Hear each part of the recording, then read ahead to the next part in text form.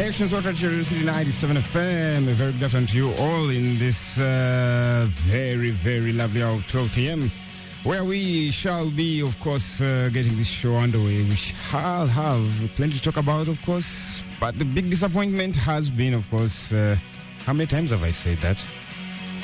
Chan has been postponed. How many months do we have to get ourselves in order? We'll be talking about where we've fallen short and, of course, where our neighbors have done exactly that too. And later on, of course, hear from you on what you think about all those shenanigans going down. It's just highs and lows. But, of course, when we are getting to the meat of all things football, we'll be talking about what's going on in the English Premier League. Who wants to win a game of football? No one knows. The guys at the top can't win. The guys at the bottom can't win. In between, just a few can find wins for themselves. But I've been posing this question for quite a while this season. Do we have a race going on in the top four? Might it be the most exciting thing we get to talk about? Or is it actually five? Of course, that depends on lots of how your favorite teams will perform in Europe later on in the season. I talk about later on in the season. Just next week we shall be having Champions League in January. The Money Men have won, and that is happening. Talking about money, we'll be talking about all the deals happening in January. Man City stealing a match on everyone, spending left, right and centre, not forgetting trying to tie down what is already a crown jewel for themselves. But, of course, not forgetting there's a bit of 115 things that have been hanging over their head. We'll be talking about all that. We're not forgetting what's happening in the rest of Europe, of course, where there's some interesting shenanigans coming through from Italy. What's big one coming through from Spain. Not forgetting things all over the rest of the world of sports, and that is touching here with some basketball, a heavy dose of tennis as it goes down in Australia. And not forgetting, like I said, your highs and lows. But that's, of course, what we do here from the lads in studio. Peter, good afternoon. Yeah, good afternoon, Pius. And patriotic ensemble you have today. Yeah, why wouldn't I be? Proud Ugandan all day. No, did you have to pay extra for that? No. It's actually a fitting size. I don't know why you... No.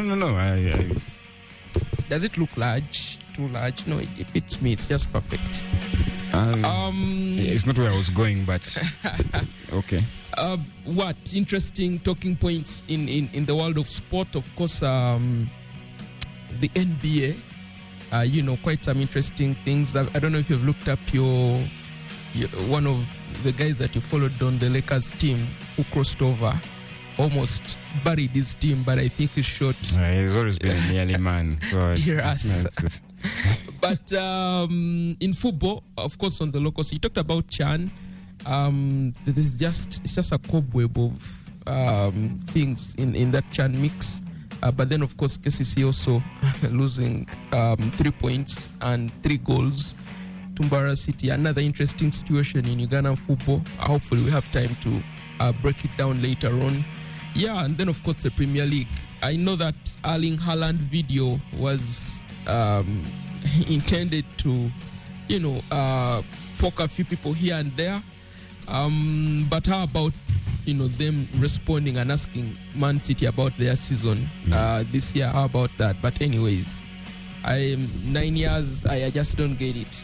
Those long contracts and stuff. And Kvaratskhelia joining the money. Get caught. No, go ahead. Joining the Money League. Forced his move out of Naples and is landed in the city of love, isn't it?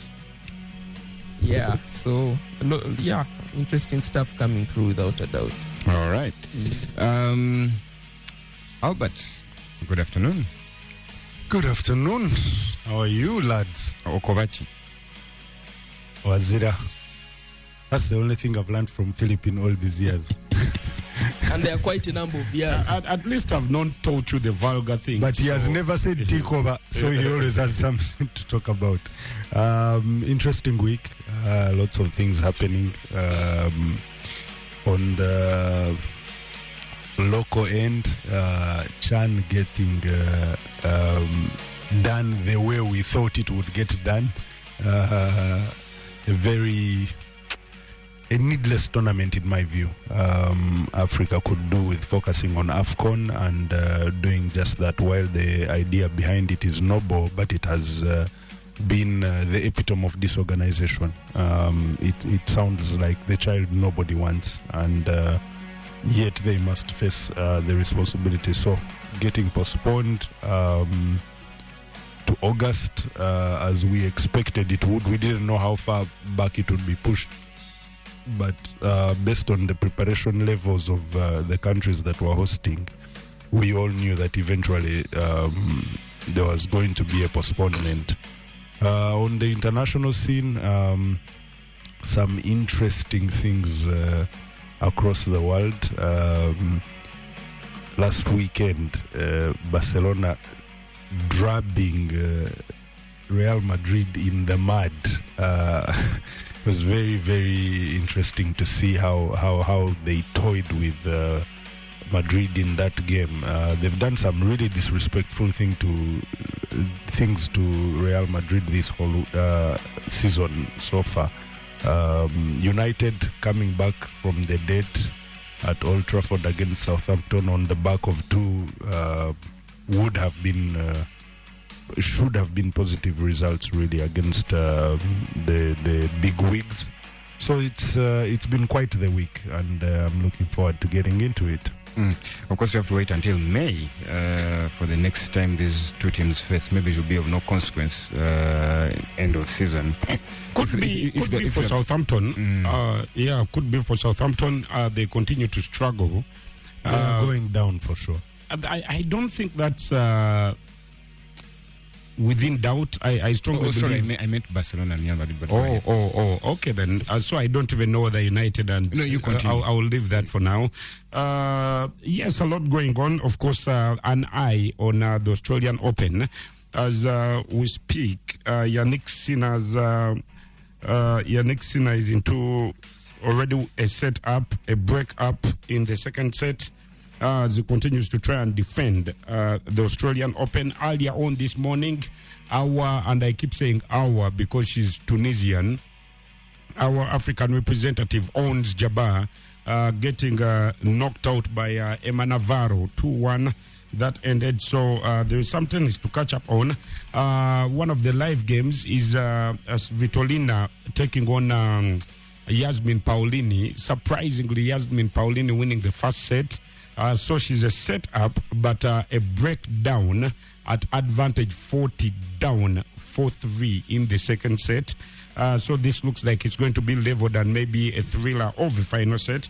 But yes, Albert yesterday not picking my call. You saw it? I saw it late in the evening, and it looked like one of those dangerous Oliwa. No. It wasn't. I called way earlier during the day.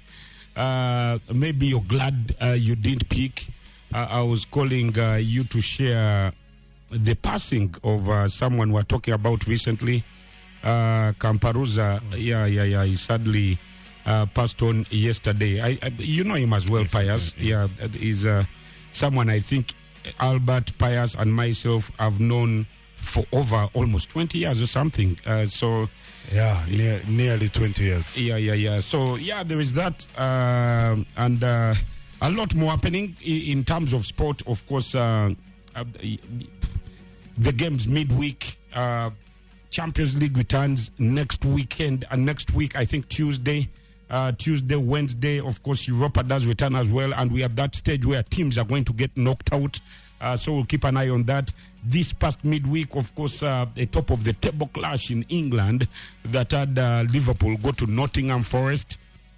They got a point there, but some of the things to pick from that particular duel is, in my opinion, now, I strongly feel like Nottingham Forest are the second best challengers to Liverpool after Arsenal for the title this year.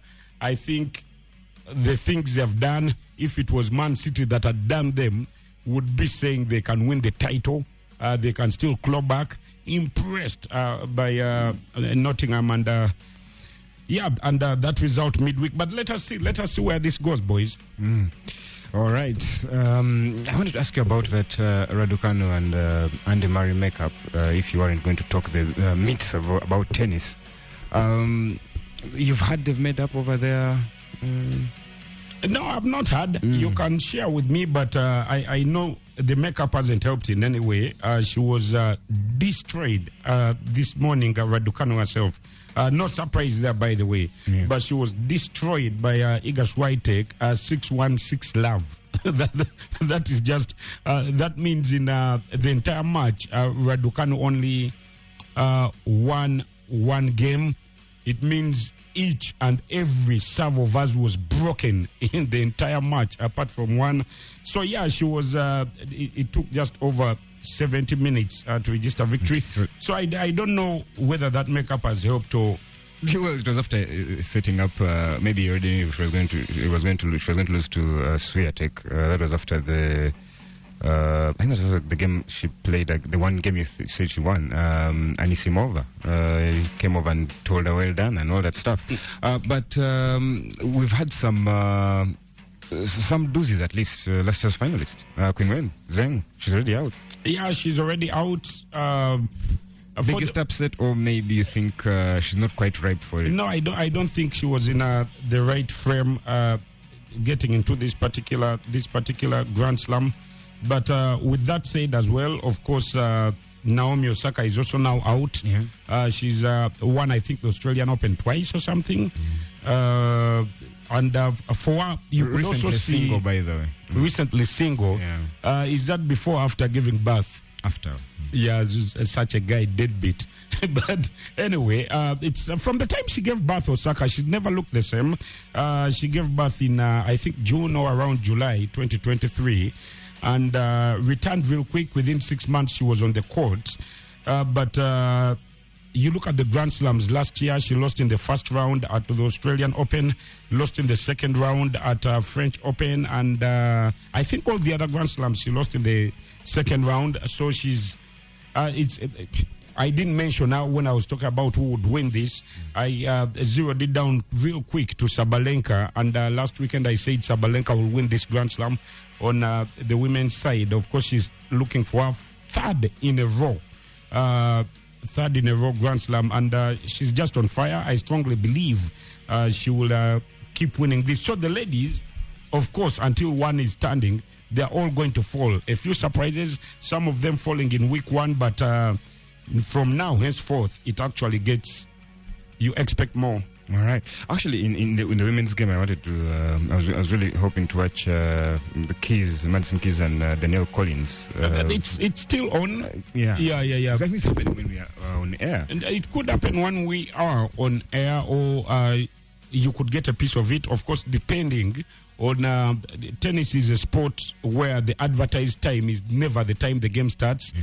People use quotes after other people have used them. Depending on how long Svitolina and Yasmin Paulini's game goes, that will dictate the time Collins and Madison Keys start.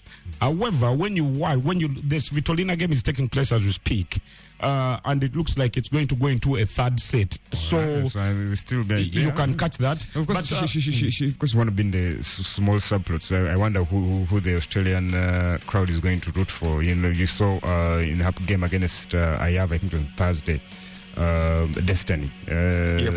Crowd absolutely being very partisan towards her, and she threw it in her face. She told them we're going to enjoy the money she's made, and she thanked them for coming and paying in the crowds for it. Yeah, the shithousery. But something else also may be worth of mention, as this is something that will build up into next month. The Uganda Cricket Association are having elections next month. They're having elections next month. Of course, this shakes up a lot. It really, really does. There are some names. Does it end up in any of the conversations we had last weekend? Yes, it does. There's some things we're talking about off air with you, Albert. And there are some interesting names that have volunteered themselves for some interesting positions. Remember, the voting college is small. It's club representatives and basically club delegates. So there is a lot of lobbying. There's a lot of lobbying already taking place. So that's how we know who is trying to win which position. Some very unpopular figures in the management of cricket right now. I can confirm to you that they have thrown their names in the basket for even bigger offices. So, yes, we'll keep an eye on that. But exactly what we talked about, Albert. And does this affect this bombshell you keep saying you'll give us at the end of the month? Does it affect the bombshell? It doesn't in any way, because that bombshell is the Cricket Association's hands are tied. But just to give you a clue, I think it affects the public relations of Cricket Association and who you will be calling to talk to. That office might be vacant. The current occupant might be in for some big seats. All right. I will take those calls 0703979797 or 0786979797. Just call us up and tell us what your highs and lows have been this past week. You can tweet us also, just like Paul Banks has done. He says, cheers, good people. Good to have you back. As the general would say, low is Arsenal failing to get getting a clinical striker, and who would be fit in your opinion for those? Anyway, we'll discuss that. And says high is the win against Spurs and how we played, though you missed the game. I deliberately looked at the time from midday to now for when the word Arsenal would be mentioned for the first time on the show. And 26 minutes in, because of Paul Banks, we miss them. We miss our Arsenal family, Arsenal woman, and all that stuff. It's a shame. And it's a shame that they abandon us as soon as the club starts showing. But important victory, the first out of I don't know how many games. We'll get to Arsenal Football Club. But our Arsenal fans, please don't leave us hanging. You can still be a part of the show by doing exactly what Pius has said. So, yeah, we miss them. Hello. Hello. Yes. Polly. Polly. Good afternoon. Good afternoon, Polly. How are you? As I think as same as you are. Before I go far, which company are you talking about? The one you know, Simon. Okay, that is so sad. Yeah. I know you knew him, so yeah. When you mentioned a company, I was like, I hope this is not the guy. No, it's Simon, man. Let me first find the reaching them. Huh? Yeah, now that said, and there are some jobs we take, and man, if you're the new head coach of Mbale, what are immediate achievable that you can consider that you have done something for that club? Immediate achievable is staying alive. Because you've scored 6 goals in 15 games. Yeah, you just can hire me and you say, let's get relegated together and we'll see what to do the coming season. You'd stay in the job Security for next season. You stay in the job and you say, guys, for us, we are going. We are just playing to complete the fixtures. Because now, they brought him in to do what exactly? I know, man. Maybe you bring in a new one for the same reasons, to prepare for the next season. To start early, yeah. So. Yeah, I just calling actually to my high of the week was this young boy called Yamar. He's going to be a problem. He's already a problem. He still has more development to do. Yeah. But in 6 years' time, that could be a problem. Got it, Polly. Thank you so much. Sir. All right, then. And Happy New Year. Happy New Year to you, sir. All right, we will take some of those calls, 0703-979797 or 0786-979797. Radio City, hello. Hello. Yes, good afternoon. Good afternoon, sir. Yeah, talk to us, man. This is Duncan from Barara. Duncan in Barara. Long time, guys. It's been a while, man. I thought you had gone to Mbarara. Happy New Year. Happy New Year, man. This time the network is kind of challenging because you guys are always offline. Oh, is the stream, aren't you using the stream right now? Yeah, I'm using it. Today I just clicked in and it worked, but the other weekends it has always been a problem. The technical guys, will report that to them. For me, I think I just want you guys to highlight on the Rashford issue. How it is going, because really it is beginning to get into our nerves. Why is the guy playing and where is he going? Is he going? Is he staying? So that's what I want to know. All right, then we'll put that on the menu. Okay. Okay. Cheers, man. All right, we'll take more of those calls. 0703-979797 or 0786-979797. Just call us up and tell us what your highs and lows have been this past week. Hello. Radio City, good afternoon. Good afternoon, Juma is here. The veteran about Busega. Yes, Juma. Thank you for serving the nation in the world of sport. Thank you as well. Thank you as well, Juma. Yeah, for those who lost their life in this very week, I think may they are so rest in peace and I'm not going far today because my wife had already cut me down. Yeah, as I made it last time, if Arsenal failed to Manchester, even the referee gave red card the other side. The referee gave even penalty. So it's like Arsenal were like after something else, not to win the match. Then I said, yeah, that's good. I had already made it point blank on the national radio that I rather remain on my jersey of Arsenal and no much talking about it. But I wish my Arsenal is the best because it's the only team I will support in my entire life. But I crossed to Spain, Barcelona. Carlo Ancelotti also Real Madrid is crying because what Barcelona did to him. So to find that the big teams, the big clubs, they are not on their feet as usual. Yeah, they are being put down even they don't like. That gives million questions to ask the fans that some of the matches we predict, we don't know what's happening from the source there. At the club. At the club level, there are very many things which are happening there. Players are potentially well equipped and they even can change anything, any results.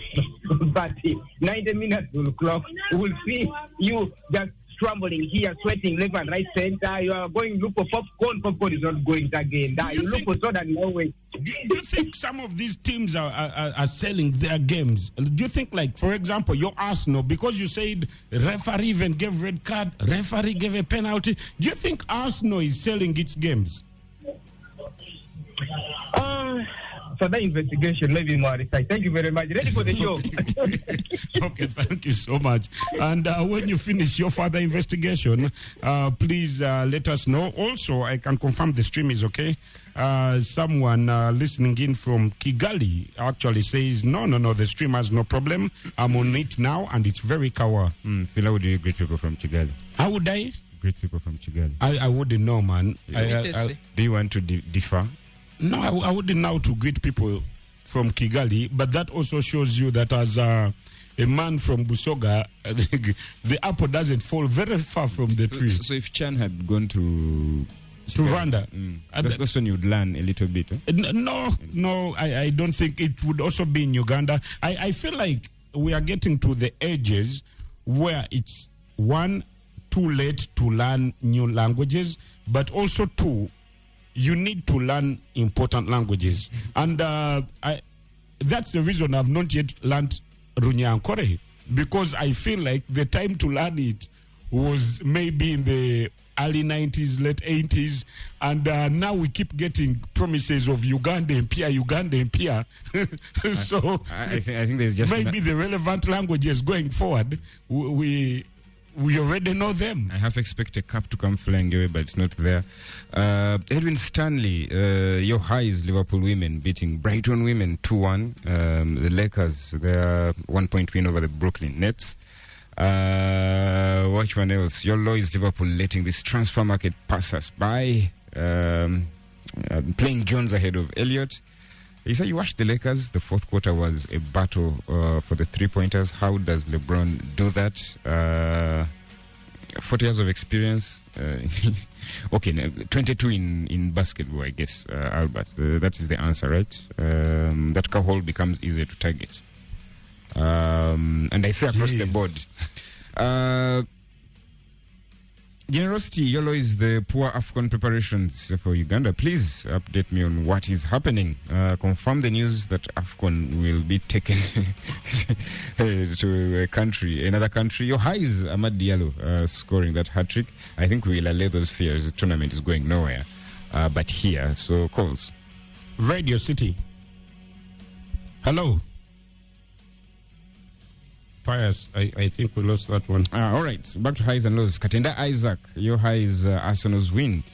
You say which cut points to Liverpool's lead to just 4 points. Your low is why would people compare Man United? What?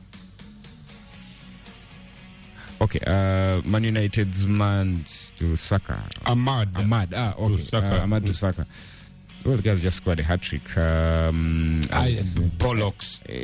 Recency bias. So No. That is an actual thing. So you say, you're saying last season, after 21 games, Liverpool was still top with 48 points, but still ended third, you say. I don't think this is the kind of season. But let's see what this Liverpool fan, James Shazemutai, has to say after we take the score. Hello. Hello, good afternoon, guys. Good afternoon to you. How are you doing? We are well. How are you doing? I am okay. Happy New Year. Happy New Year. Who is this wishing Tabwe Happy New Year?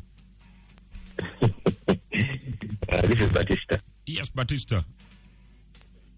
Talk to us, man. Okay. Afe tuli bulungi, man, tuli bulungi. Tugezaako okweyagala mu January n'enkambwe. Akasana mukawulira. Kasana kali mu nsawo. Akana akebweru tetufaayo naye mu nsawo.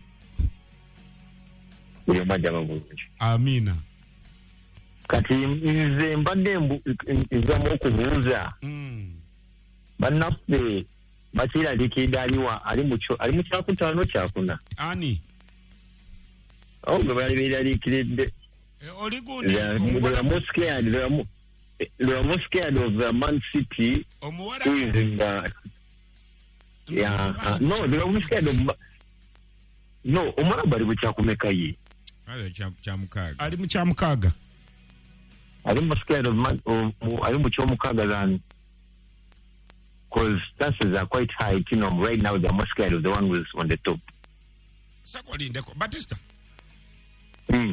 Twafunako obuzibu buno nga season etandika abawagizi ba Arsenal nedda tunobagisiza owulirize kati olina kuzza ku essawa yonna olina ssaawa bbiri namba sooka owulirize abawagizi ba Arsenal banyiiga nnyo mbu Liverpool yali etidde Man City okusinga Arsenal ng'aba Arsenal ate bo baagala Liverpool ebatye okitegera kye ŋŋamba kati kansubire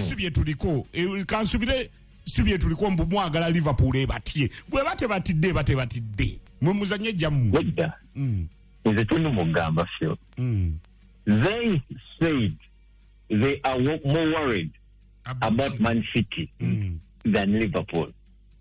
Oh, the Arsenal guys were more worried about Man City than Liverpool. Yes. Oh. Yes, that's what's the kati kyembuuza essaawa zonna abakiraliikidde Man City okusinga Liverpool because for them it looks like they're dropping more points. Let's be honest, Liverpool will drop points, but them they are also dropping more points. Yes. So you advise they be very worried about Liverpool and maybe Nottingham Forest. I think right now they should be more worried about Nottingham City even. Even Nottingham Forest. They should be more worried about Nottingham Forest. Okay, things can happen, things can change, but I don't think Arsenal really have enough use in them to really keep on pushing this game. Pushing them to do and what? To be honest with you, to finish top 4 or win the Premier League? Win the Premier League. All right, okay. Because I believe the best they'll do is finish I know what kills them.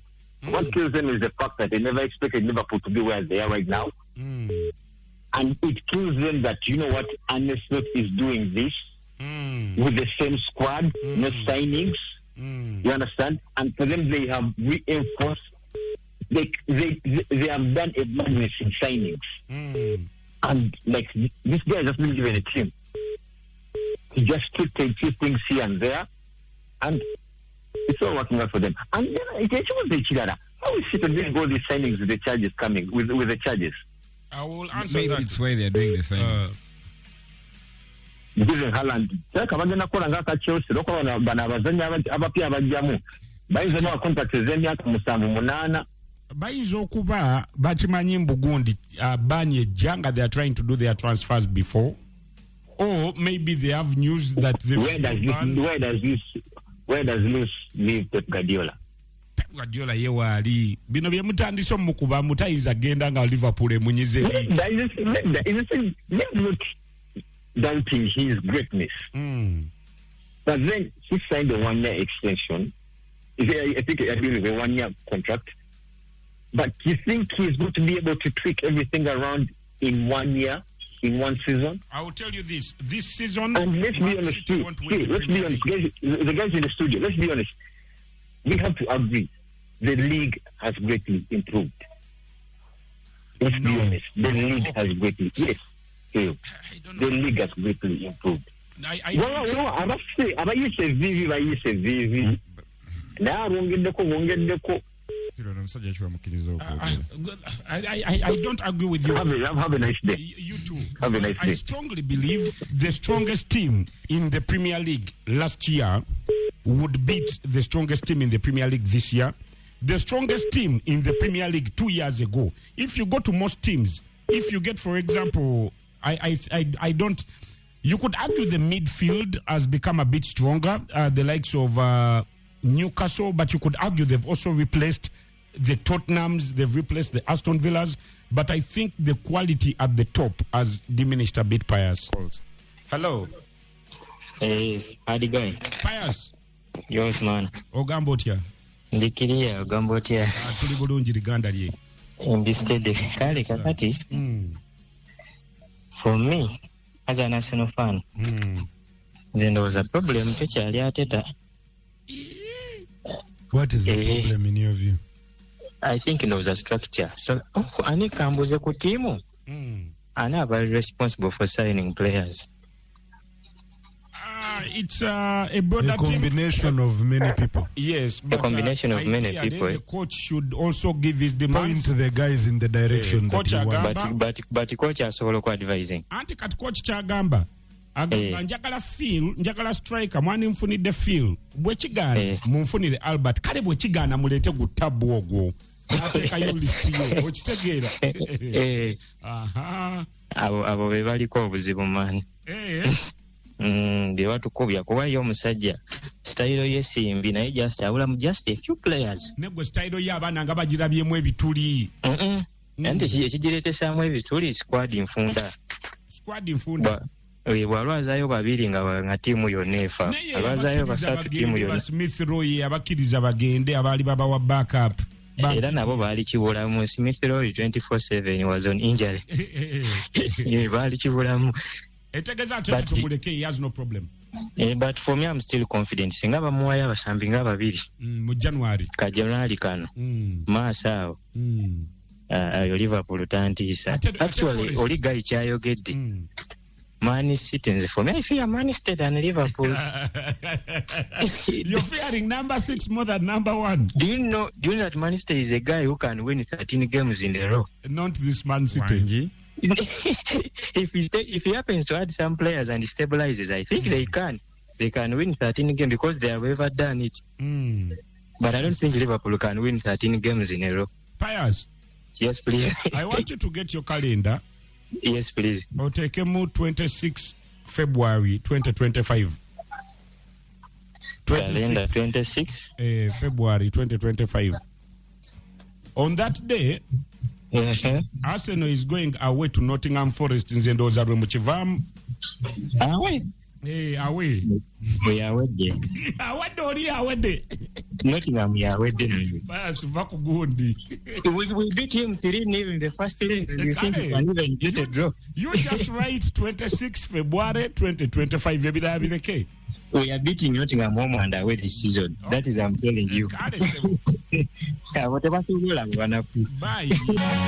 Asian Sport Treasure, this is 97 FM, back with some of your highs and lows. James Shazemutai, I did promise your high is us in studio. You say also tied the knot towards the end of last year. Yellow is Liverpool's deep in form. You're missing Issa though. Couldn't fit through the door, you know. We'll try to fit some extra equipment outside just for you, James. But congratulations on what Albert has failed to achieve. All right. The public needs to know that you and I are in this together. All right.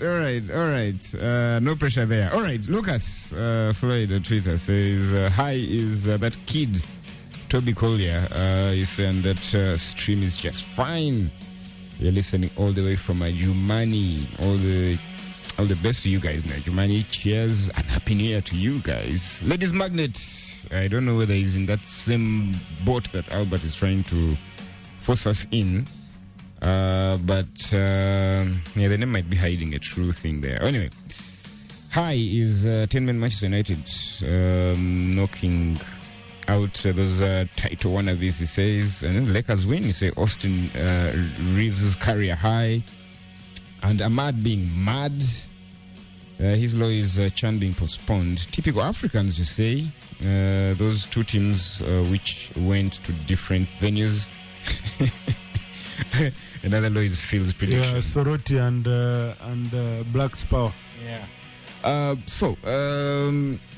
First of all, not unexpected. I think we said it here last week. The most likely thing that was going to happen, even though we're in camp, was that this tournament was going to be postponed. But question is, how bad was it that CAF needed to postpone that far? It was so bad. Okay.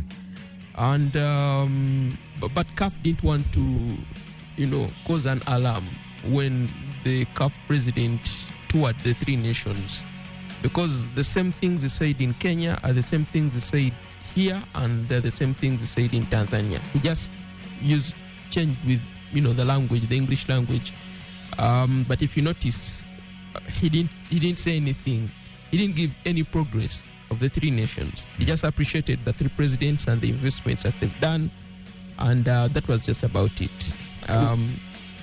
But the technical team, the CAF technical team that is in these three countries, did the fair assessment and told the president that if this tournament goes ahead, then it's just going to bury CAF, PR-wise. So on a scale of 1 to 10, how bad were we with our preparation as Uganda? 1 to 10, I think we're at 6%. I mean, 6 out of 10. Okay. So that I want to assume, if we are going to account for that 40%, where do we start? Venues, that's for sure. But what was our biggest offending venue? Our problem was training venues, right? Training venues. Yeah, training venues. But I think the first challenge that we had was that government had not released funds to finish Chambogo. Okay. And that was one of the main training sites that FUFA were counting on, to host a tournament. So when Chambogo was scrapped off because there was no funding, it was then left to FUFA to look around and see which venue they can facelift and then prepare for, as a training venue. So Kadiba was way behind schedule. You go to Wankulukuku, it was completely beyond. They're still constructing. Yeah, it was even before the construction when they chose Wankuluku. It was still not a very good venue. Then you also think that all the other venues that selected, it would require more time to put them to the quality. Did you have even one venue that was ready? I'm talking about training ground. Nambole, the outside pitch. But also it needed I think they were still be doing scaffolding for the seating. That was also not complete. The lights, I think, were also supposed to be set up. They were at the venue, they're around at Nambole, but I think that hadn't been put up. So the fact that Chan is in August means that there's enough time for Kadiba to be ready, the surface and the lights. For Chambogo, if government releases funds, to also be ready on time. Was it budgeted for in this financial year? It was. It's just a matter of money being released, but with our government, they budget for money for Chambogo, then it shifted to classified, if I would say it that way. Since that'll be money. So what are the other sticking points then? Infrastructure? No, I think the training venues was the biggest talking point. The rest of the things, I think the technical team, the CAF technical team didn't have any issues with them. The routes, the roads, and the hospitals around, that is something that they believe, is okay by Ugandan standards. It's just the training facilities that they needed. Not by CAF standards. So CAF is fine with this hospital. There's just so much you can like change. Like the trauma wards and all that stuff, they're fine. I can't authoritatively say that the CAF committee said, the CAF team said they are fine, but at least what I know the issues were with infrastructure. And if we go to Kenya, we all know that was the reason why this tournament was majorly postponed, because they had nothing ready. Kasarani was not ready, Nyayo was not ready. Maybe they had a few training grounds ready, but those two were the major stadiums that had to be ready. So they get enough time now to be ready ahead of the tournament in August. Kenya being Kenya football being Kenya football, even 8 months might not be enough. We could say the same for ourselves. No, in terms of structures, we are way ahead of Kenya. Because the months might ebb away and we might still want to ask for another postponement. Right?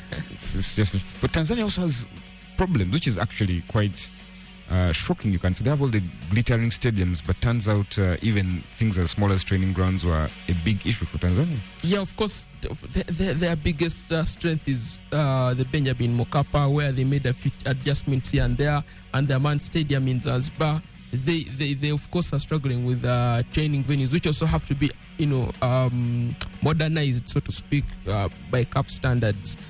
But what we take away from all this is CAF, I think, carefully played around with this whole situation, and they were very, very sharp to actually make sure that the announcement came before the draws. So after the draws, everyone just waits for the tournament in August.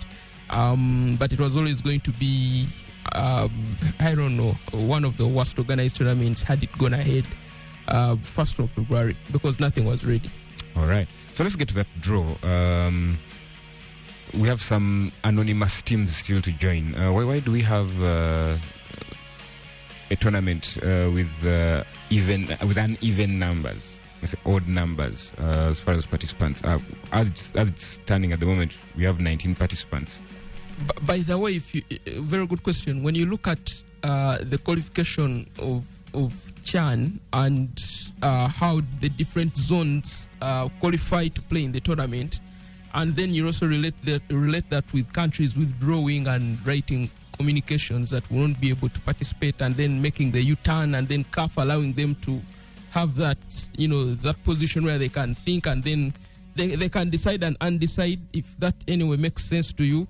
That is why we're in this situation. South Africa wrote to CAF way before, I think, the qualifiers, and told them they're not interested in the tournament and they're not going to participate. Algeria pulled out of the tournament as well at some point. Was this to do with CAF not being able to decide when they were going to? No, they cite a very heavy tight schedule with their respective leagues. Yes, because the PSL, of course, is there. Then they have teams participating in continental football. There are 4 clubs, if I'm not mistaken. Pirates, Sundowns, Stellenbosch. I think there are 3 that are in, and they're in the quarterfinals and stuff. So then you also include the other schedules of CAF. Then they highlight it's going to be hard for them to participate. But somehow along the way, CAF has mentioned that Egypt, Algeria, thank you, and South Africa are some of the countries that are going to face off in a playoff round to qualify to CHAN and maybe fill those 2 remaining slots in Group C. And that's why we have one final round of it also says a lot about the tournament itself. Number one, holding continental tournaments in January has always been an issue for debate. Now, most of these leagues are willing to stop for the African Cup of Nations, but they are not willing to stop for CHAN. So I think in the long run, them moving it to August might not be the last time this tournament is actually pushed to that time of the year. They might have to, because when you look at, you see the bigger the country in terms of being a football authority on the continent, the more unlikely they are to stop their leagues. You understand what I mean? Yeah. So they could have landed on something. Regardless of what we do, though, you look at those three teams, if two of them are in our group, it really is a testy group. It becomes a different thing altogether. Yeah. Not to say that Niger and Guinea are not going to cause problems for us. Cause problems for Uganda, but let's be very, very honest. I was talking to Tony Maweje just a few days ago. I had an interview with him, and he was explaining to me why the Cranes struggle at CHAN. And his explanation is there are moments in football that define a result of a game. Just to sum it up, and some players on the Cranes team have not had the opportunity to play as often at that stage for them to, decide big moments in a game. And so what ends up happening is get results against Uganda, and he couldn't have said it any better. So we have to prepare ourselves with the mindset that we have a tough group, no doubt about that, because like it or not, we still are going to have maybe Algeria, maybe Egypt, maybe South Africa in that group, and then we'll have to work around it. So it's important for us, for me, I think, to have a very, very good start to the tournament. That first game is going to be very key for us. Usually tournament football, you start well, you probably have your way of, negating your way in the other remaining two group games or three. So I think that should be very pivotal for the Cranes. The first game has to be very, very important for Uganda with the performance. And of course, the squad had been called up. Has Paul Put said anything about the constitution of his team moving forward? I know there will be some disappointed faces who thought they had one leg into the door this tournament, but that's just the nature of this. I mean, it is what it is, like they say. The team was disbanded, but also it's another opportunity for everyone that missed out on the team between now and August to play their best football and get selected. Be sure that by August we're going to have a different team. We're not going to definitely have the same team that Paul Put has disbanded a few days ago. All right. I don't know whether Tony Maweje will be on pitch side, but I know I've seen you have a discussion with Mike Azira. Yes, Tony Maweje is his interview is dropping on Sunday, so he's definitely going to be on pitch side. You're also going to be going around saying, please subscribe. Please subscribe because do you only do the good news now is that can we send you maybe a halfway for one of these episodes just to bring down the ratings and all that? Man said I don't know enough Luganda. How will be on pitch side outside Uganda very soon? I'm sure we're going to meet somewhere somehow. But we are monetized will now. Will there be another channel called Courtside? No, we're going to move with pitch side. All right. Yeah. You can always have Phil with one called Let me just ask something that might not or might be related. Now that we are talking pitch side and we're talking CHAN and all that stuff, there was a year just before lockdown. Yes. And I'm sorry I take you to cricket, but the Cricket World Cup trophy was doing a global tour. Yes. And it was scheduled to come to Uganda. Somehow, I was in the system a bit. It was going to go to different areas, like take the trophy to Jinja, take it to Soroti, take it, and they were doing all this fanfare. They were going to bring musicians and all that stuff, and I was involved in the bookings of some of these guys. And then, before lockdown, there are some, I think there is people that came from Asia that they bounced at the airport. Do you remember that story? Yeah. They told them, you either go back or something, and they flew back. So, the International Cricket Council cancelled the trophy coming tour to Uganda at that point, similar to how AFCON has been pushed. That affected many people, including myself, badly because we had done budgets, money had been approved, people had even borrowed money so that they can deliver on time, just waiting. Are there any serious financial consequences for AFCON? Did Magogo take a loan from somewhere? Assuming are there any serious, maybe personal or financial consequences for Chan being moved? Yeah, pitch side was heavily affected with the movement of. If there's a way I could play Chan, he had picked momentum. Yes, we had picked momentum, gotten a few partners here and there. But partners to what? To content to cover the Chan tournament. Beyond that, you had even hired a personal assistant. Passion, but to the authorities and to maybe FUFA, are there any financial consequences for this being moved? There are financial consequences because at the time when the announcement was made, they had already gone into negotiations, even talk to different stakeholders who are going to provide services during the tournament. Remember, it's a tournament. Yeah. Number one, you need guides, you need volunteers, you need security. Food vendors, entertainment. Buni maybe on that screen. Yes, Buni on that screen, like he's doing a good job at Nambole. So there was a lot of things involved. Unfortunately, they couldn't. All these contracts have to be pushed. I support the postponement for just one reason. Why? I can't believe we still haven't cleared that garbage around Nambole. We're going to host international. They whisked Patrice Motsepe with his windows up tinted and music loud after he toured. So maybe they have a way out. Xtreme Sport Right here, just 97 FM. While Chan did shake up lots of the football, rocked the football world right here in Uganda. You could say that the small bits that went. Unsaid, or to not unsaid, but maybe got less cover than they did. I like that you brought it out, Peter, earlier, but pretty sure maybe Albert was fuming for totally different reasons. Maybe because they couldn't get their clerical work done quite right, the Kasasiro boys. But damn, what a time to lose points to Mbarara. Still continues to be a slippery place for them. Yeah, even absolutely. The points they thought they had gotten, man, were taken away.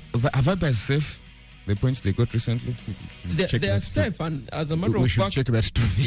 if the Vipers CEO had not called the league secretariat to inquire if they have any ineligible players, there was going to be an oversight, and they were going to be in trouble. So who is in charge of this? The person at the club? No, he's the situation. Let me first break down the situation. No, because we need to start looking them up when they make the trip. That part of the country, when they arrive, straight in the hotel room, locked. But go ahead. Anyways, so KCC played NEC and won that game. No, lost that game. Muzamiru Mutiava scored. Yeah, if I remember correctly. In that game, not Mugabe. What's his name? Gavin Kizito was booked. Mugweri. So KCC go to play Mbarara City, and before the team travels, or if probably when they've traveled, KCC, the club, reach out. Yeah, before the game, KCC reach out to the league secretariat and ask if Gavin is eligible to actually feature for Mbarara City. To feature against Mbarara City. Against Mbarara City.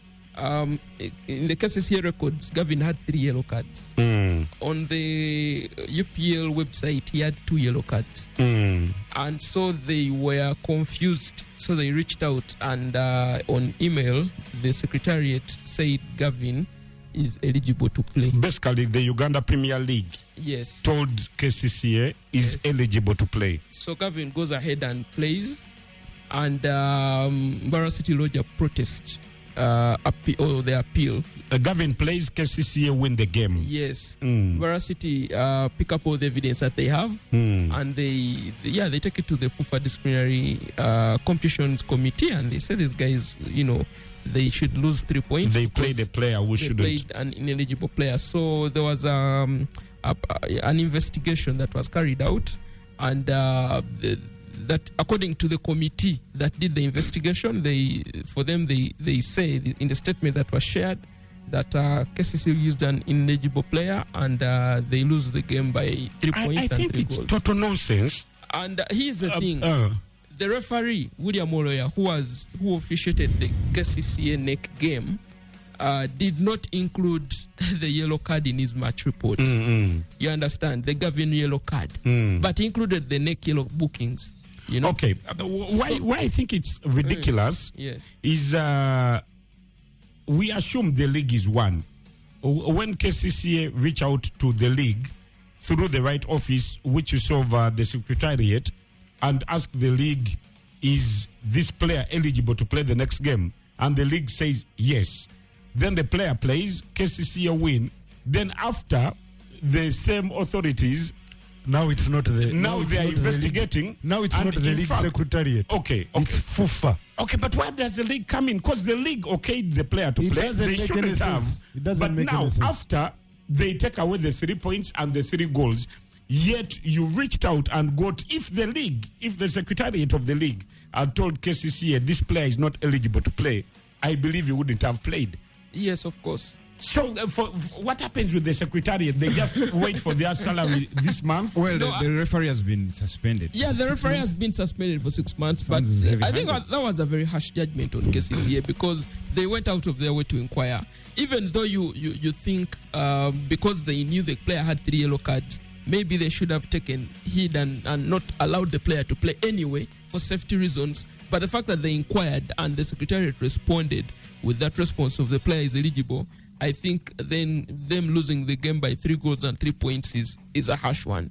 But also the referee didn't do his job, and I feel like he was the real cause. And maybe someone in the secretariat did not also do their job because they're supposed to compare statistics over the match agent on the day and then the referee and then inquire and make sure that each game that is played, all these stats are actually compared to have a final report.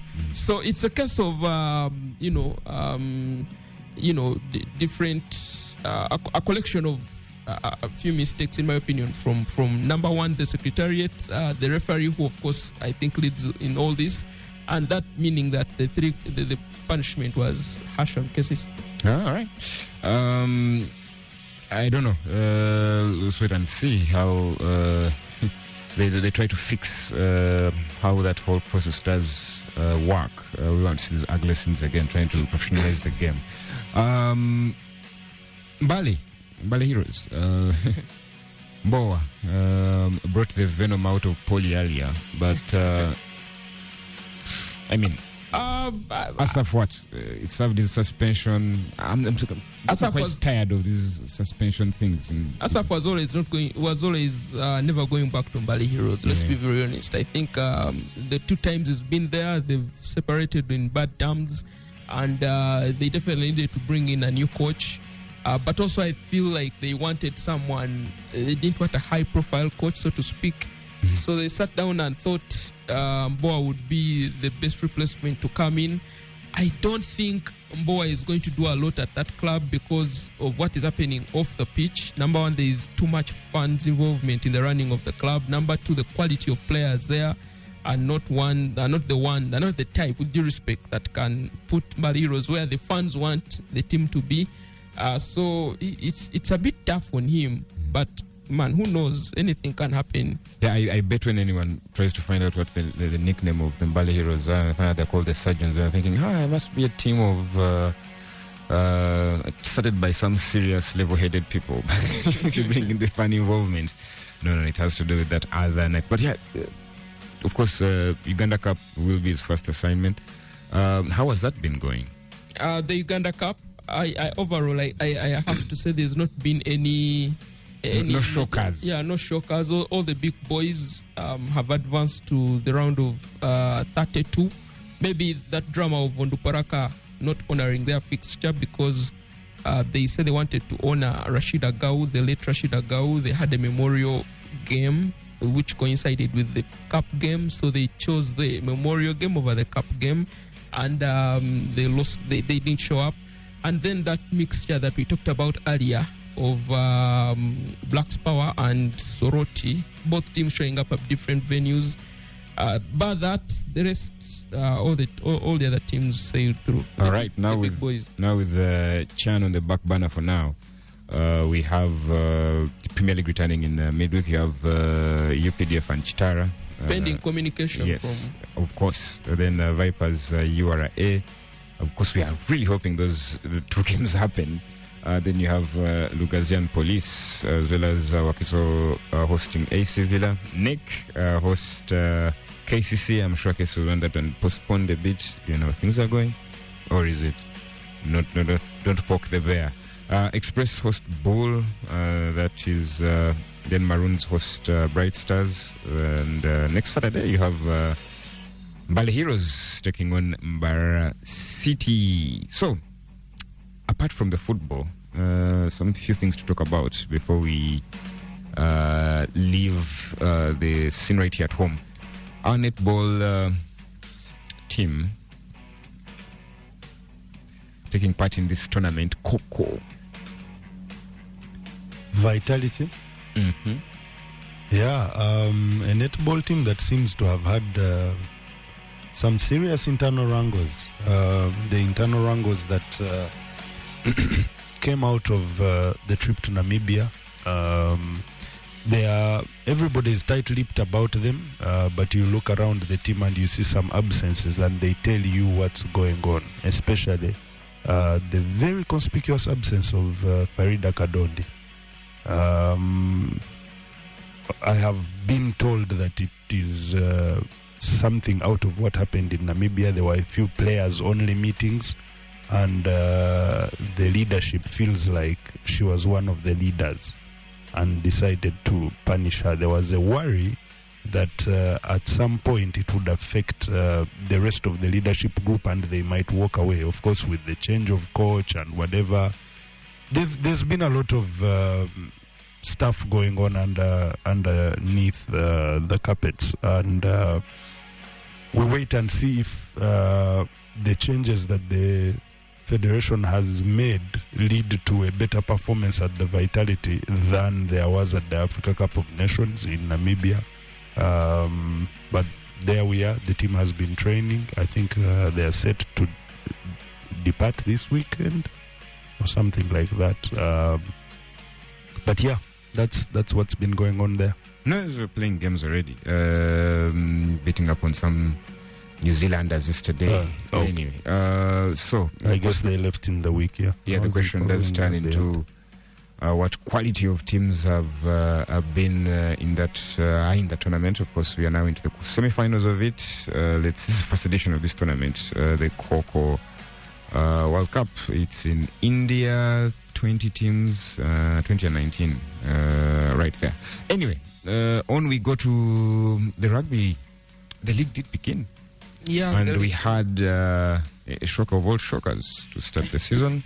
Kind of disappointing that a result like this could actually determine the season. But you know why I agree with you is because of the format of the rugby premiership. Like it was last season, it's going to be again this season.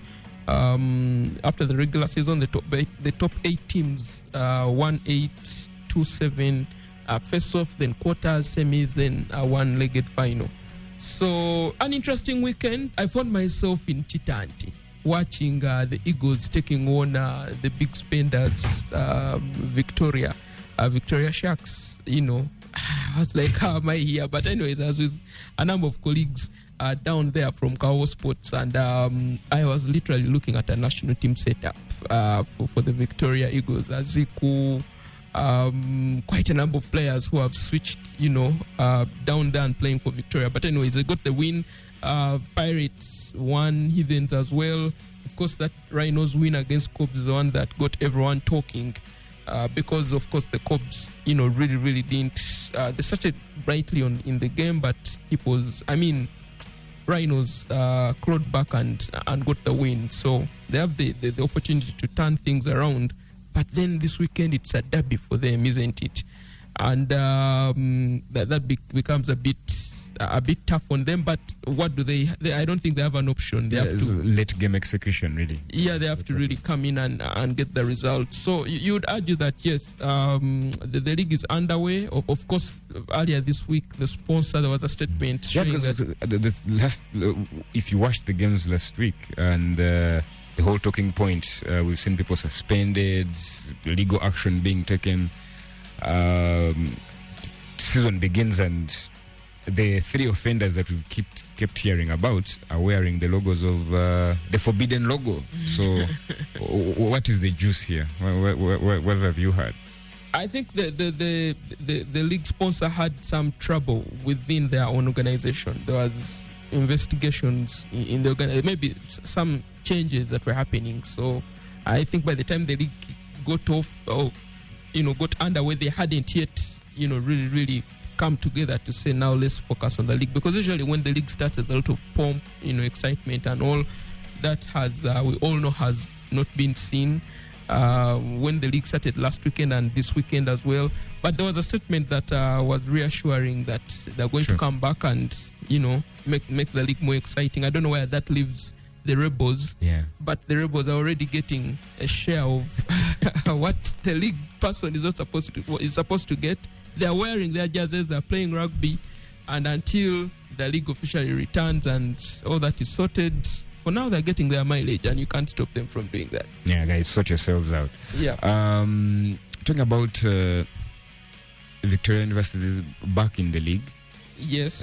Basketball league. Maybe they will be having they didn't light it up. There's quite an investment there. You're in rugby, you're in basketball. Well, they had Leon. I'm sorry, they are going to have to prove I was backing them in football when Leon was. When Leon and Mohamed Nsereko were part of the team. They've been in the NBL before, and they got relegated. And as soon as they got relegated, their first course of action was to strip everyone of a scholarship. Like it doesn't happen in sports that people lose games and get relegated. So for me, it's a PR marketing thing, and a short-term very, very, very short-termist. So they are going to have to prove to me that they can consistently run a university basketball program, because maybe 70-80% of the players on that team are not students. And we know how that goes. A university team that is played for by non-students eventually they all end up the same way. But look at KIU. In 3 months' time, you're saying they'll be asking for their wages and sitting out games? Something like that. Right. So hopefully it doesn't happen. I hope they can prove me wrong and actually run a tight ship. So what kind of team do they have? You're saying it's littered with some mercenaries. Okay. Yeah. Sorry to the Cuban ambassador. Cool guy. Yeah, but that's about it. It's nothing. It's not a build of a university program, or no. But you have to give them credit. They are spending money on sports teams. They now have the Sharks in rugby. They have a men's team in the NBL now.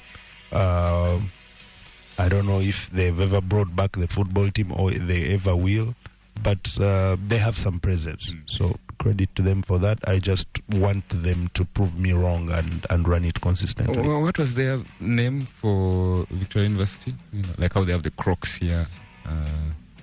I don't remember. I just know that they have a Sports rugby Club team. Victoria University. I think that's what they Yes, were. I think so. Yeah, because when you say Sharks and Crocs, Just know the image I can't get out of my head is because when you say Sharks, Mohamed Nsereko. Sharks and Crocs are notoriously opportunistic creatures. Anyway, Res Life. Yeah, that's a team that's been around for a very long time. They swept UPDF yesterday, so those two will be in the final. Victoria University and Res Life.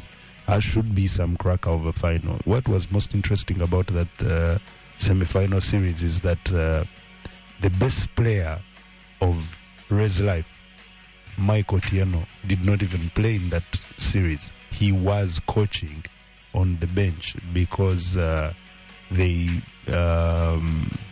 had misunderstandings with their coach through the regular season, Daniel Juko, and he walked away shortly before the playoffs. So the most senior player, the best player on the team, Mike Otieno, took the reins and coached the team through the playoffs, and clearly they didn't miss him. They swept UPDF 3-0 and now go on to the finals. They are also returning to the NBL, having been there about 2 years ago. They are returning to the NBL along with Victoria. All right. So, still basketball. We're going to jump away from it very quickly. But the Jimmy Bucket situation. He's back playing. He had an easy layup under the basket today. He deferred and he served 7-game suspension and lost a lot of money. But he's not the first star that Pat Riley has treated like that. Pat Riley is the problem in Miami. He still thinks he can govern basketball players and the team like he did in the 80s and 90s. And basketball has changed. The players have changed. The culture has changed. Everything is different apart from Pat Riley. And we saw it with Shaq. We saw it with D Wade. We saw it with LeBron. We saw it with Chris Bosh. And we are seeing it with Jimmy Butler now. It doesn't end well between him and his stars because he insists on being the man in a franchise where the players should be the men. All-Star voting, you've seen third returns. No surprises. Why? Because we all knew that Antetokounmpo and Nikola Jokic would lead the voting, and they have led the voting. Giannis, man, he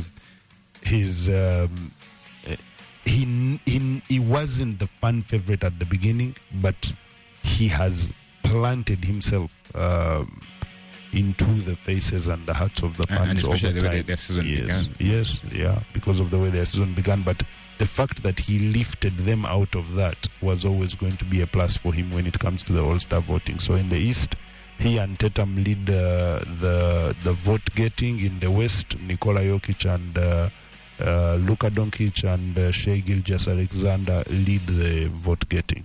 Not LeBron.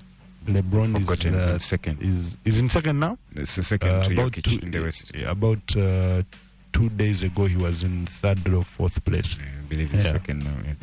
All right. That's it from the NBA. Those who want to feast on Austin Reeves, I can see many of you in the comments. But no, we'll move on just a little quickly to some football. I told you the Champions League does return. But of course, we've been seeing those moves being made. Peter, you did talk about the Kvicha move. I don't have anything to say about that. PSG might be one of the big movers this window. Any?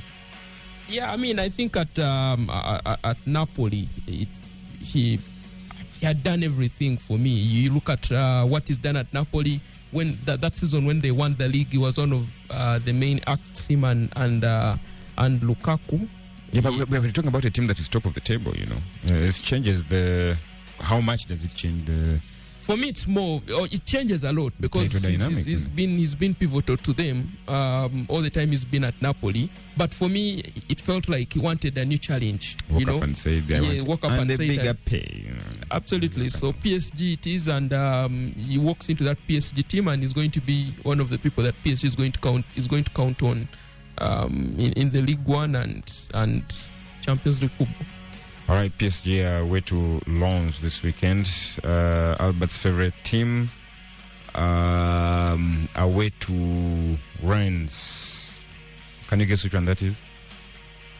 You're talking about that Marseille. Should be easy. That should be Brest. I thought, come on. You don't like them anymore? The no, team? That is Pius's favorite team, but he decided to picking up a point here and there. I don't like teams that only pick 2 points. Anyway, in Italy, let's not even talk about the football. Let's talk about animals. Has anyone heard about the Lazio controversy? Yeah, the guy of the schlong. Yes, locking himself up in the in the stadium so that they couldn't sack him. Very interesting. He had already been sacked. I hope not literally. Yeah, it's. He found out his proclivities. Correct me if I'm wrong. I think they have a bird. Yeah. And we've seen football games, I think at Palace as well, where there's this guy... Eagle mascot. An eagle mascot who lets the eagle fly around and it comes and either settles cool, on his shoulder or on his outstretched fingers. And the Lazio guy who does that for them went and got a body enhancement or enlargement of his groin area. I have to say it went successfully, to the extent that he shared images of now his new pole position. Yeah, pole position, like you say. And as a result of that, he was fired. He felt it was unfair dismissal. And he locked himself up with the birds. Apparently, he has more than one bird. So he locked himself up. And he was staying at club premises, I understand, for the last 15 years. So he has nowhere to go. He has these birds that fly around to entertain people. Well, he can always find some fascists to... So he locked himself in with the birds and said he's not leaving, and it's a ridiculous story. Well, but employers, I think it doesn't get more private than that. I don't think you should be fired for something that private, really. Well, he has also been saying some terrible things. He's a fascist. As you can But this is the reason they gave, man. Well, they banned him they suspended him in 2021. They did the Nakanio salute, yeah. so to say. Are there cameras in the studio? The practicality just wasn't, it shouldn't have been there. Anyway, aforementioned Napoli are away to Atalanta. And the next time they need to throw that thing around will be in the Champions League. Anyway, they will be in Europe. Yeah, but Napoli's lead cut, albeit not as much as they had feared this week. They are still, they're now 3 points clear, but second placed Inter have a game in hand. They should have eaten into that even more, but Inter, they failed to beat Bologna. A hangover from Saudi. Milan also managing to win, but as usual, Juventus drawing with Atalanta. How many draws do they have this season? I think, how many games have they played, Juve? They are unbeaten. They have 13 draws. 13 draws. From about 20 games or so? That's insane. Yeah, that's insane, man. Yeah. Reminds me of 2004. It was unbeaten. Just the wrong color. Don't open up a can of worms. In Spain, though, the thing happened again. Yeah. Not in Spain, in the Middle East. Saudi Arabia. When Barcelona running riot against Real Madrid, 10-man Barcelona, because they had Szczesny sent off, and they just ran riot against Madrid. 5-2. Impressive performance. I think someone sang about Yamal just when he started the show, and he was the main architect in this one, as well as Rafinha, who has turned out to be he abuses Madrid. Absolutely. Not only Madrid, but what the hell was he doing, taking the medical equipment off the where the player was being he was trying to just disturbing the Madrid players. For Real, there is a lot of soul searching needed. The aforementioned Barca thumped them earlier on in, I think, 4-0 earlier on in the season. They meet again in the desert, 5-2. It could have been worse. Barcelona already 5 goals up by the 50th minute and could have scored maybe 3 or 4 more between then and the end of the game. But that's where we are. I wonder, because Ancelotti before the game had said they won't make any transfers in this January window. I wonder where that result leaves them. But domestically, of course, the other Madrid, Atletico, are just on fire. 14 wins in a row. It's just 1 point ahead of Real, but 6 ahead of this a very scary Barcelona team. I know Atletico have a derby this weekend against Leganes. Yeah, they have that former Manchester City striker to thank for that 50 around just before the hour mark scored that goal that guaranteed them the win over Osasuna.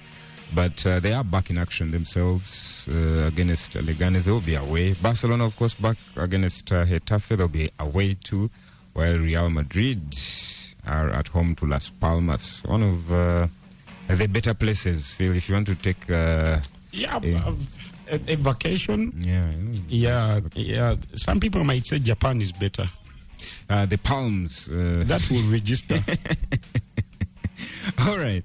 Let's leave the rest of Europe at that. Take a very short break. When we return, some of your highs and lows, plus plenty of them. Xtreme Sport Ratio, just 97 FM, back with some of your highs and lows. This is Abbas Luta, says, thanks for the show. His high is Newcastle United's current form. Low is the moment, where VAR revealed a red card deservedly for the foul on Marco Kurela. And the referee overturned it with a yellow card. Yeah, it's been up and down. Timmy Sick on Twitter says, I just hope Haaland starts playing like Rashford now after getting that bumper deal. Phil, tell us why that is most likely impossible. For Haaland to start suddenly playing like Rashford. No, Rashford is... we had a show that we did in Lugogo.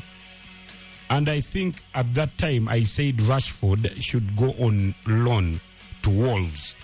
A lot of everyone else has picked up on it between then and now. I don't remember the game I had watched, the Man United game just before that. This was really, really early into the season. And I could tell this guy is just... I've never been a massive fan of Rashford. The year, I think 3 seasons ago, when he scored I don't know how many goals, we sat here and I had an argument with, again, I don't remember who in this studio, and I told people Rashford can't do that again because the numbers he was hitting, the numbers he hit that season were Ballon d'Or numbers, and he's not that kind of player. If you're in modern day football, if you can score over 25 league goals in the English Premier League for 4 years in a row, you will be in the Ballon d'Or conversation. It's just as simple as that, especially if your team goes on to win certain things because of your goals. Rashford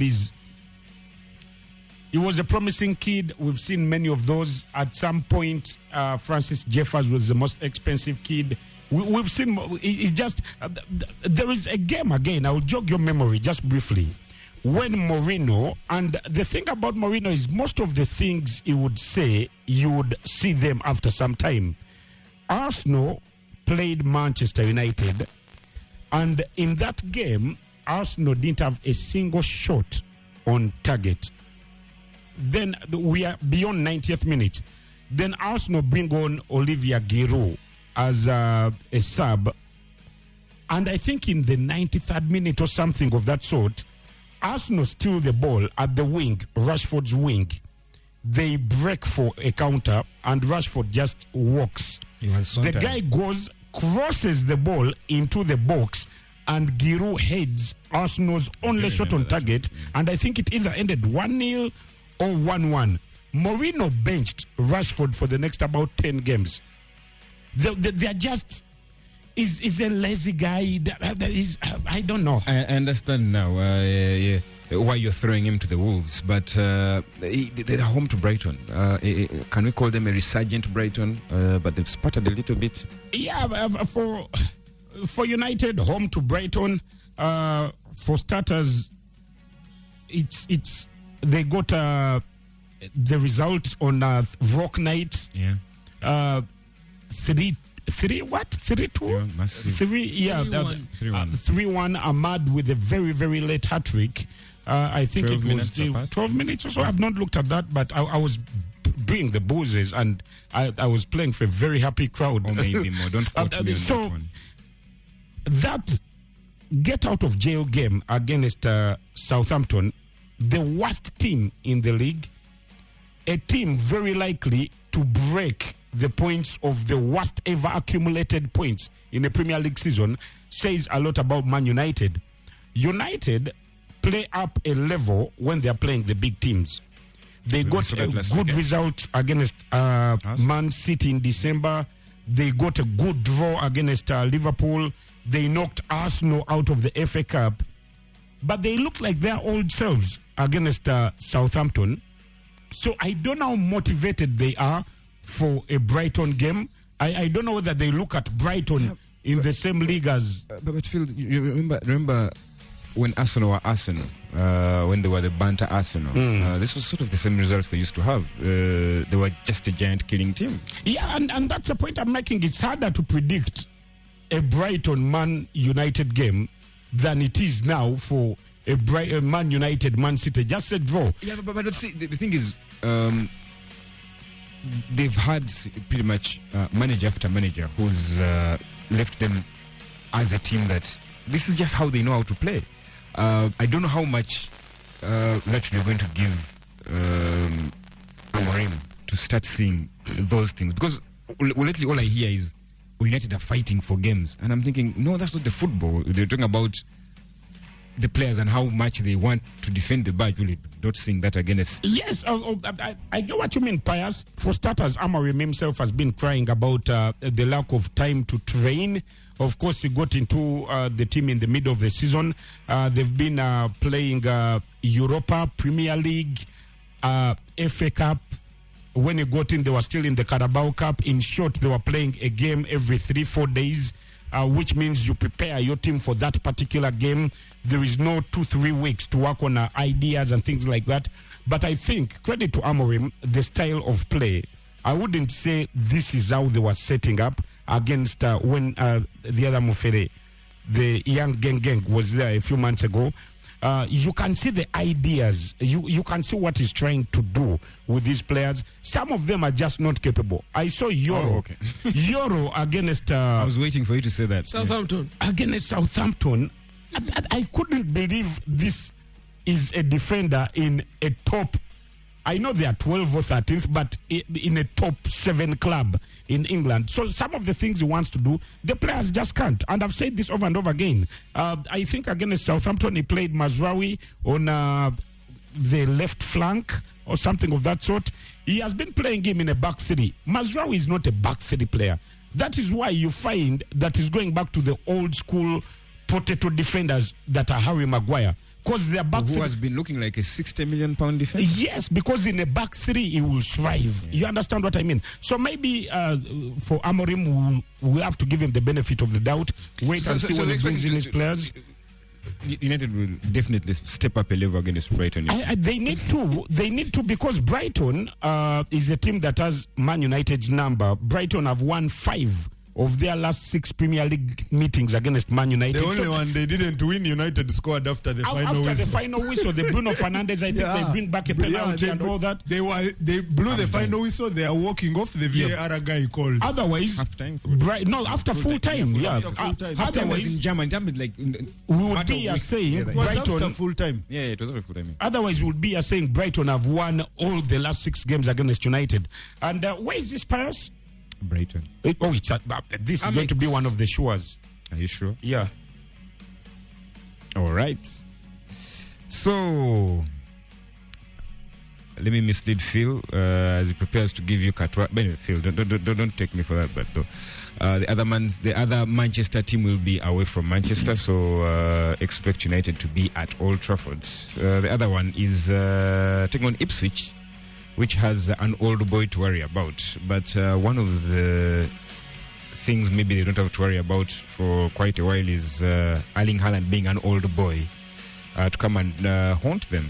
So, is this financial tricks by Manchester City or... We really don't know. Yeah. Reason we don't know is that the Premier League came out earlier this week and said... all the clubs, there is none that had failed the PSR rules, so they cleared everyone. Of course, Man City have... Does this include Leicester? Yeah, they cleared everyone. Leicester for the... I was saying Premier League. They're saying Premier League might be... No, Premier League. Leicester are safe until they get relegated. Okay. So for Man City, it's the same thing I will say. What I said earlier, you don't know what they're trying to do. We've seen this before. When clubs are going to get transfer bans, they spend before, because you're already punishing me. Let me get the players in to survive that period, and so they could be buying because of that. However, they could be buying because they're crap. Man City need to buy players more than anyone. Man City need defenders. Man City need an alternative to Erling Haaland. They let Alvarez leave when Haaland is not on song. The people getting them out of jail of late. What's his name? KDB is starting to look the same old KDB. His contract runs out at the end of this season, and we are entering February. His contract runs out in about 3-4 months. So Man City, either way, we are going to spend money. Feel we're in January. If his contract runs out in 3 months, we're in trouble. Okay, you get what I mean. So I'm not surprised they're spending money. Defensively, they still look very vulnerable. We saw that against Brentford. They were 2-0 up against Brentford with 7 minutes to go. Yeah. 7 minutes to go.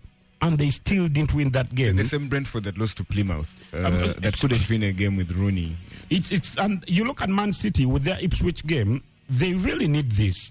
Because after Ipswich, Man City go to PSG in the Champions League, I think on Tuesday. Yeah. But look, taking other competitions away, after Ipswich, in the Premier League, Man City's next game is against Chelsea.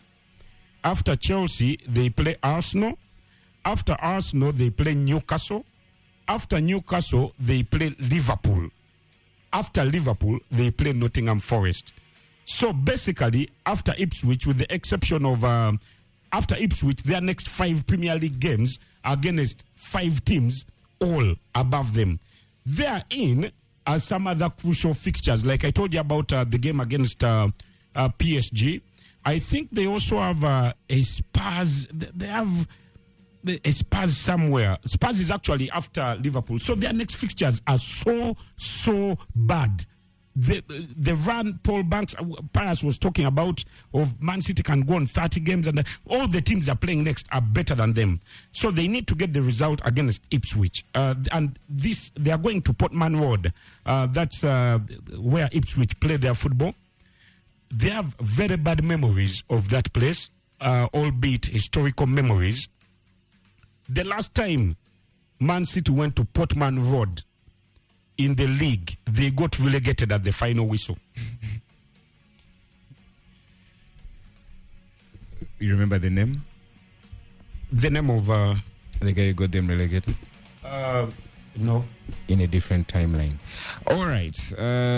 Just knowing that FA Cup as it stands, Manchester United themselves will be taking on Leicester. Aston Villa will be taking on Tottenham, I believe. That's one of the big ones in the next round. So for Plymouth, what they got for their win was they will be hosting Liverpool. Brighton, Chelsea is another of the old Premier League ties in the next round, as well as Everton, Bournemouth. Everton, who are, can you call them flying? Under a cloud of optimism. Yeah, they are doing the return of Moyes, who comes back carrying some very significant, motivational powers, maybe. Yeah, Everton, he got back. It's a different job, a different job from the one he left. It's so ridiculous that we talk about them now and David Moyes on a weekend when they play Spurs at Tottenham at Goodison Park. Today is, I think, the 18th or 18th of January. The last time Everton beat Spurs at Goodison Park was in December 2012. Their manager was David Moyes. So between then and now, they've not beaten Spurs. But he has a unique problem here. This is a team that can't score goals against a team that knows how to score lots of goals if things go right for them. Yeah, lots of goals, but also a team that... Can you imagine sending Moyes to a team and asking him to get goals out of a team that kind of seems to know how to defend? But for Spurs, you said they know how to score goals. The latest evidence won't suggest that. I watched them against Arsenal in the week. The entire first half, they just did not show up. They were just... Arsenal just ran over them. The things Arsenal did to Tottenham in that first half should be illegal. Tottenham were just not there. It's like they were in a competition of which Tottenham defender is going to get pushed closer to his goal line until they award Arsenal a corner. And Spurs are not in the best shape. They've now lost 4 of their last 5 Premier League games. The only game in those 5 they didn't lose was that draw against relegation-threatened Wolverhampton Wanderers. So they're not in the best shape. They just think about it. Talking about Moyes at the clubs that have fired managers this season in the Premier League. West Ham fired their manager because they were doing very badly. Tottenham are below West Ham, and West Ham fired their manager. Yeah. It shows you there is this kind of football standards. So Postecoglou is getting away with a lot. Conte said it before he left. Tottenham standards are very low. They are comfortable with being mediocre. You talk about their style against Everton. They have goals in them and stuff like that. But Spurs are playing this brand of football that is high risk, high reward. I remember some seasons ago, and the yardstick has been Man City. Man City would lose not because the other team has been better than them, but because on the day began. I remember Leeds beating them and stuff like that. So they had a very good plan A that when it failed, they just kept doing plan A. Man City didn't have a plan B, but their plan A was so good. Tottenham, on the other hand, their plan A is not good enough for them not to have any other plans. They play the same football against everyone, that once the opposition neutralize you, and I wouldn't be surprised if they struggle against Everton. And I used West Ham as an example. But imagine, even Manchester United is above Tottenham. All right. So that is one Merseyside team taking on another London one. You have the same thing when Brentford take on Liverpool, but this time in London. Liverpool getting a credible draw, Phil. Could you call that against 2 times European champions Nottingham Forest? Yeah, and potential. You've said it rightly, but title contenders. In context, that's not the situation. Yeah, it was a credible draw against Nottingham Forest.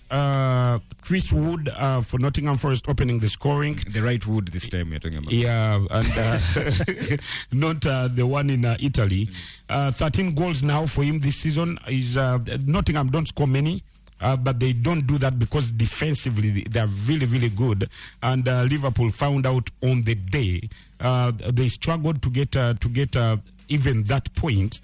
And kudos to Ancelotti. Of course, he's distanced himself from taking credit for this. But I would love to give him credit. Liverpool were a goal down to Forest.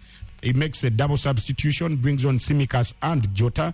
And immediately Tsimikas plants the ball on Jota's head, and 1-1 that ended. Talking about inspirational substitutions, but for Nottingham Forest, they've now played Liverpool home and away, and Liverpool has only got 1 point of Nottingham Forest. That has to be credible. They are now 6 points ahead of the 6th team. I've looked at the coefficiency over the European leagues. Which league is ranked higher than the other one. Keep in mind, the top 4 ranked European leagues get an extra slot into the next season's European Champions League. Last year, England missed out because they collapsed. As of today, the English league is number 1 in when you go to the coefficiency ranking. And they will have to get out of top 5. It's currently England 1, Italy 2, Spain 3, Germany 4, and PSG 5. For example, if Man City beat PSG, but you know what I mean, France. If Man City beat PSG this week, it even cements. I said this to say its chances are very high, almost 90%, that whoever finishes number 5 in the Premier League will go to the Champions League. Now, you look at Nottingham Forest being 6 points ahead of the team in 6th. And you feel like Nottingham Forest is going to play the Champions League next year. And it just sounds It's just crazy. Beggars They belief. have a better history than some of the people that are still in this year. Liverpool also still have to do their business against Lille, I believe, in midweek. Then you talk about Nottingham.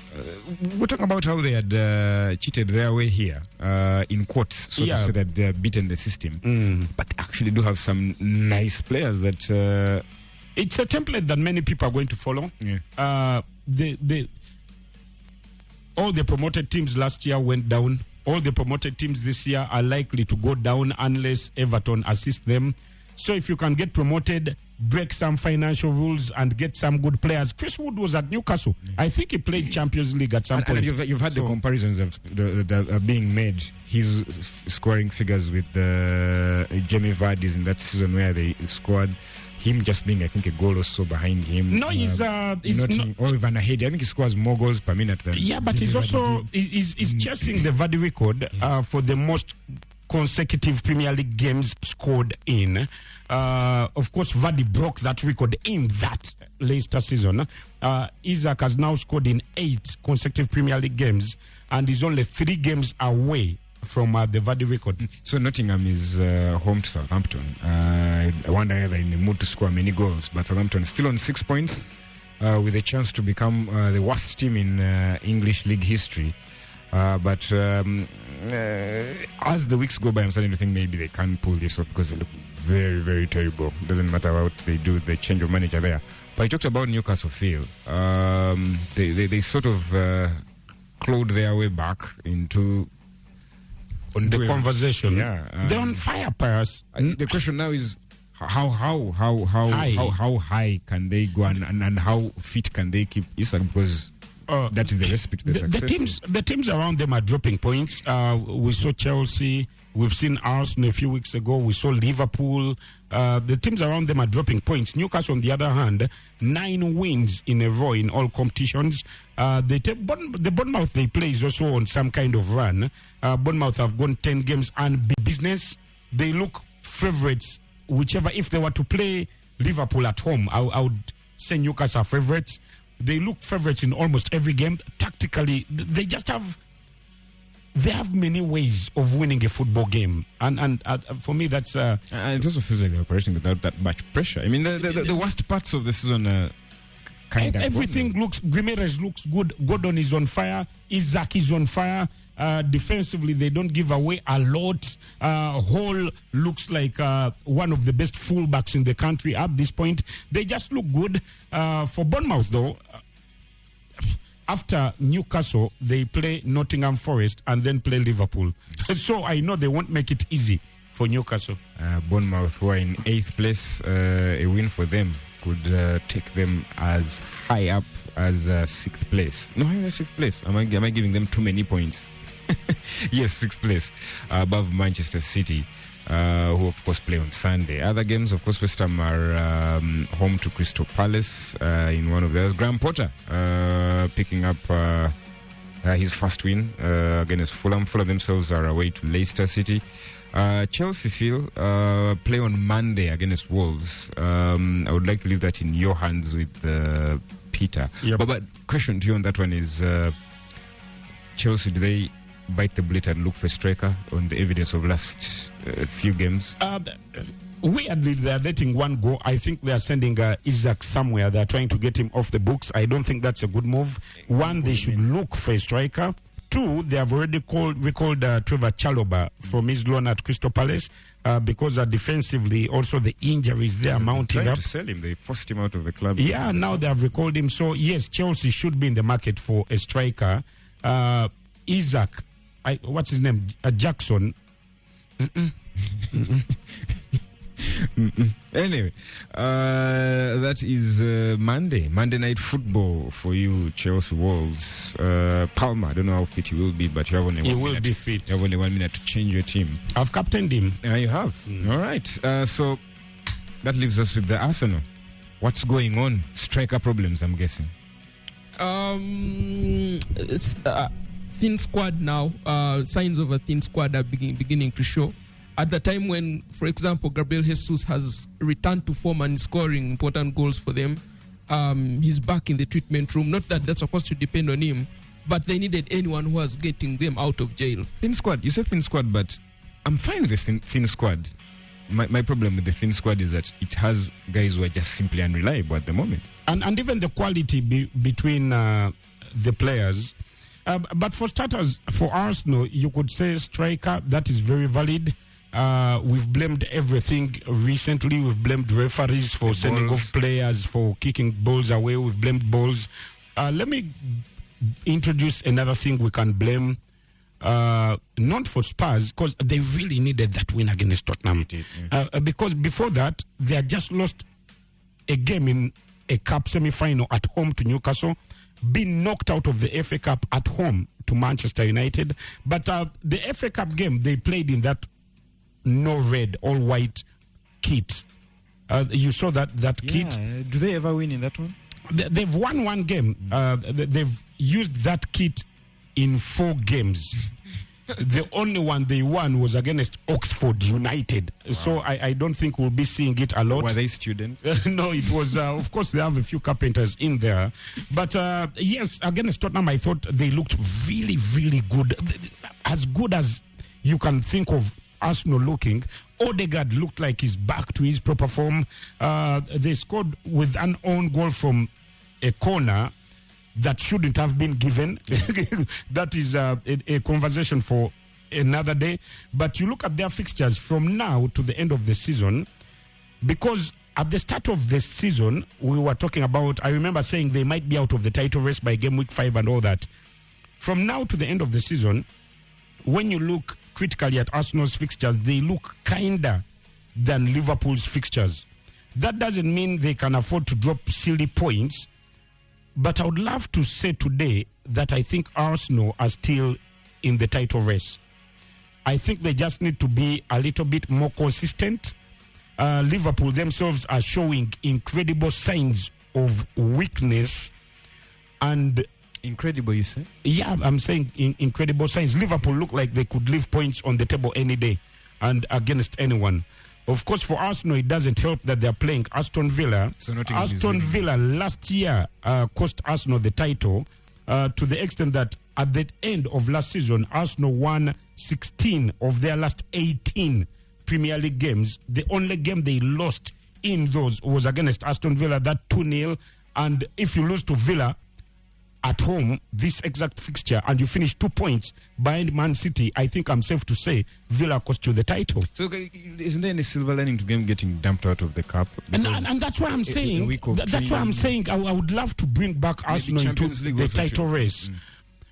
Because they're out of this FA Cup, it means they are going to have more rest days. But how many times do you have FA Cup? It's not like it happens every week, Phil. Yeah, but the farther, it doesn't happen every week, but the farther you go into the tournament, for example, fixtures just start clogging up. The fixtures clog up, and for a squad as thin as what Peter was telling us, the less games you play, the better. If you want to understand the benefit of that, last year, Newcastle suffered so much just because they had added the Champions League onto their calendar. This year, without the Champions League, look how well they are doing. So for Arsenal to have, these are basically 2 competitions off. Carabao Cup, Newcastle yebajemu. FA Cup, Man U yabajemu. For them to only have Premier League and here and there a Champions League game, of course, is a massive advantage over Liverpool, who are basically still in literally almost all these things. I don't know where they are standing on this whole Zubimendi thing, but we'll keep an eye out and see. Liverpool are the ones smarting from that decision. But, of course, I didn't hear you, Phil, blame Raya. And if the game against Villa was to go to penalties in the Premier League setting, I know that doesn't happen, but you're not putting your money on him, even getting close to any penalty save there. But I'll leave the predictions to you. I don't have the fixtures. Anyway. Can I read you Arsenal take on Aston Villa? Arsenal take on Aston Villa. Today that's Arsenal win. Okay. United at home to Brighton. That's a draw.